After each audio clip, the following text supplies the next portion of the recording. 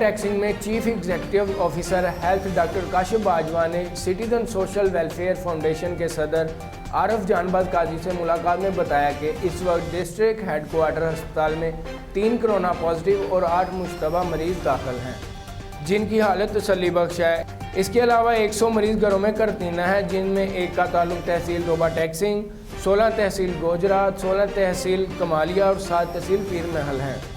इस वक्त ज़िला टोबा टैक्सिंग में 3.63% पॉजिटिव केसेस का तनासब है। DPO साहिवाल मोहम्मद काशिफ असलम का एक तारीखी और अहम कदम, 36 कांस्टेबलान को तरक्की देकर हेड कांस्टेबल बना दिया। रैंक लगाने की पूर्वकार तकरीब साहिवाल पुलिस लाइन में मुनक्कद हुई। तकरीब में तरक्की पाने वाले कांस्टेबलान और लेडी कांस्टेबलान के अलावा तमाम DSP शरीक थे। DPO साहिवाल ने कहा कि तरक्की पाने वाले नौजवानों को बतौर हेड कांस्टेबल तैनाती इनकी पसंद और आसानी वाली जगह पर की जाएगी। Report Waqas Chaudhry, Naseer news HD, Sahiwal.